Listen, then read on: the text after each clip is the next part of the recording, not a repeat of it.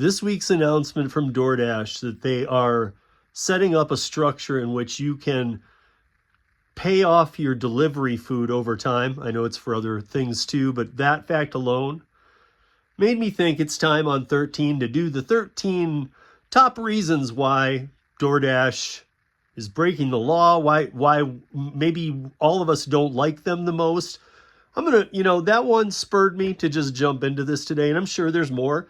And actually, what I would like to see from everybody this week, I'm really hoping you guys follow through on this, please comment below. Even if I name your worst attribute of the DoorDash platform, please put it below as well. Let's get some eyes on this. And if you want to list your top 3, right on. But let me go through the 13 that I just happened to, while I was out working, put together into a list, and then it's in no specific order. But let's see what we think about this. So here's my 13 most hated things about DoorDash. Top Dasher, Dasher rewards in a tier system, silver, gold, and platinum. This violates the independent contractor agreement in every state that DoorDash is operational.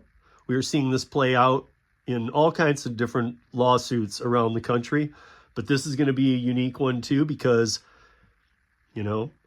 basically out of those 3 anyway, like here in Colorado where it's transparent now, the only thing that benefits, and from what I hear from even every market people, is to be platinum if you're even going to do that in the first place, because it gives you the Dash Now ability. The other 2 tiers don't. So remember, Top Dasher used to do that. And then before that, you just could. Maybe that's your biggest. Maybe your biggest pet peeve with DoorDash, or your biggest being pissed at them, is the stealing of all of the tips in every market they were in. Not all the tips, but you know how the scam was working. And if you don't, leave a comment below, and I'll send you an article relative to your comment. But between May of 2017 and September of 2019, in every market in this country that DoorDash was operational, they were stealing tips from Dashers. To which level, we don't know, because it was being played out against the tip. Driver verification or lack of it. So all the problems over the years with oversaturation and this, that, and the other, over the past about 1.5 years, maybe give or take, depending on your market, we have seen a lot of illegal accounts come on the platform. Now, are they starting to handle it? I believe so. But I'm not talking about just this kind of illegal or this kind. We have people who are deactivated who start new accounts. That's still an illegal account. But the fact that like 90% of the illegal accounts were bought through Facebook Marketplace seems like Facebook Marketplace security could be really upping the game to get that that dark web type scenario off their marketplace. And it seems like they would want to. Lack of transparency since the beginning, but really abused their transparency in the algorithm and exposed it during the pandemic. We all know this. Before the pandemic, the volume on DoorDash was fairly low for the markets it was in, but then it just boomed, and they started doing the, here's the base pay, and here there's at least a tip of $2. There might be more, but they can't do that either.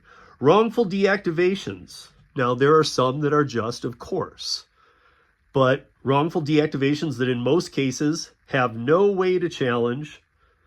Well, no way in most circumstances, in the terms that you won't get answers. You might be reactivated 3 months later. You might be reactivated a day later. You might never be reactivated. You might be told why you were deactivated. You might not be told why you were deactivated. There is no rhyme or reason. There is no policy. And they are, again, abusing independent contractor law in every single state in this country. Guys, keep hearing this in me. Illegal driver metrics, acceptance rate, customer ratings, and on time or early. Those are metrics that, first of all, cannot be used against an independent contractor. Again, violating every single state's law on independent contractorship. Go look up your state's law. If you question it, go look it up. But they can't be using an acceptance rate and a customer rating and on time early if they're calling us independent contractors, which they do in every TOS and have since the beginning. And if you remember years ago, Domino's had to end a program where they were doing something like this as well, because they were having people they were having their drivers speeding to places because if it was 30 minutes or free or whatever it was, and there were accidents, and they could do this nationally. So they shouldn't even be doing this. But now let's move on to the next one. Illegal driver telematics. Talked to you guys about this at length. The telematics, a lot of companies actually offer this. Insurance companies actually pay for very in-depth telematics software. Some other companies that I'm aware of use very in-depth software for telematics. Doordash is just doing your acceleration and your braking, and it's just based on your phone, dude, and your connection to Doordash. First of all, they aren't qualified to produce a pro product that could be judging you. But the fact that it says, don't worry, this doesn't affect you. Really, you're just keeping records for nothing. You just need another thing to keep records for. And I know most of you have turned it off. I've talked about it before. You guys turn it back on. Why wouldn't you want to see it? Take a screenshot of it at the end of every dash. Because when all hell breaks loose, let's use those against them. Because they can't be using it. So just please take pictures. Help us. Let's make databases. Come on. Let's see. Always finding creative ways to reduce the driver pay. I think we're all in on that one. That is a no-brainer.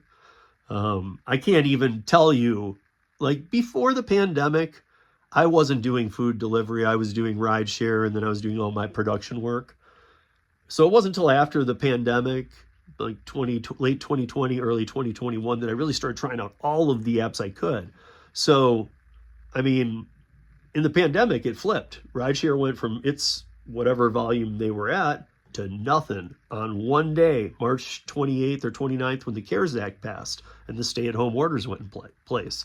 And it was like within a week that Uber Eats, DoorDash, and even Grubhub saw a little pop, but Grubhub was the leader before that. So, but always finding creative ways to screw us. And do I think there's a person twiddling their thumbs with a cat in their lap, petting the cat, and like evil James Bond type things, named Tony Hsu at the company, who literally above and beyond goes to hurt drivers? Yes, I absolutely do. I mean, I think that the power has actually gone to some people's heads. And I actually think that, not just intentional, but hey, Tony, we found a way to get another penny from a driver, but it cost them like $1. Do we really want to do that? We've heard him so bad already. Absolutely. Like, I honestly believe that's his answer on everything. Portions of a penny. Finding creative ways, and this is kind of new. This is fascinating to me. Finding creative ways to punish customers financially. Like up in Seattle with the pay up legislation, they just pass it along to the customer and they even say it. This is the fee we're supposed to pay, but your dumbass is going to pay it to get you food. And then it has the gall to raise the everything, the processing, all these other fees. Here in Colorado, we got the transparency law. And I like the fact that it's not going to be on a federal level. However, some of these states need to change their attack plan, and quickly. That's why, guys, please comment on this. Your worst DoorDash traits, your worst DoorDash story that relates to the customer or the customer service. Hell, that should have been in here too. But it should be in there for most apps. But and then this one is this is number 12 here. This is mind-blowing. I mean, to punish the customers is bad. To punish the drivers, it's bad, but we've learned to adapt. We expect it. To punish the customers is unheard of when you run a business. But to punish your partner restaurants by upcharging menu items 25 to 75% based on legislation and other lawsuits that they have to offset, that's how they determine how much they have to up the charge on the restaurant. They also use the volume for the restaurant. How many locations are there? And they have a tier system for them too that says this is how much we're going to rip you off. Because it says this, if you're doing this level, to make it free, to make us not have to charge you, the business, we have to increase your prices by 75% of what they cost on the menu when people come in. Then when they add processing and all this other things, fees, taxes, all that, and when it's all swirled around in their head, the customer's left with a bad taste. If they've ordered from DoorDash 2-3 times from one of their favorite restaurants, in their head, they're going to be thinking, it is so much money to go there these days. Maybe they haven't even been in a while. Maybe they need to go back in and remember it's half the price if you go there. Last but not least at all, guys, and again, this was in no specific order, but this one does kind of fall as number one. I think for all of us can probably agree on this one. But DoorDash does not, they're a very unique company. They don't only have a lack of ethics, they have a void where the ethics should be. And they don't ever plan on fixing that void. Now, a lot of Fortune 500 companies and things of that nature always are looking to the bottom line. However, they work with groups and things like that. Not all, but some to try and make sure there's a balance going on. Not DoorDash. They love just going, screw you, man. Don't really care. You know, what are you, a driver? Yeah. Well, we're going to screw you. Yeah, I kind of expected that. What are you, a customer? Yep. I want to order from your platform. We're going to screw you. Hey, are you a business? Yeah, a restaurant that wants to use DoorDash to make, to get some more orders out and let some of my patrons be able to order from home. We're going to screw you huge. Who aren't you screwing? Because the investors want answers you won't give them to. They want more answers on drivers, same as the Uber investors. And yes, it's true. They want more answers too. They know autonomous is not real. Been talking about this. I was on the Legal Rideshare podcast last week, and we talked about it there too, how it's not real. It's not real for so long. But the investors now are finding that out. They should have known before. But if autonomous isn't real for delivery or for rideshare, other than a few testing markets, the investors want to know if Dashers can make a living wage. Because if they can't, give me all my money out of DoorDash, because you're never going to make a dime. Please, everybody, please leave your comments below. This video gets seen by a lot of people, 13 every week, and other videos too, but really 13. Really want to get it out there. Even some people with some of these companies watch this. And I got to say, the ethical compass being smashed, broken, and then stomped on really is just the groundwork to all the other things I listed. Now, even if I already listed it, list it below in the comments. List your own. Please, guys, comment, like, subscribe, share. Get these out there. I don't ask it on anything other than 13. That's 13 and less than 13. Bye. Peace.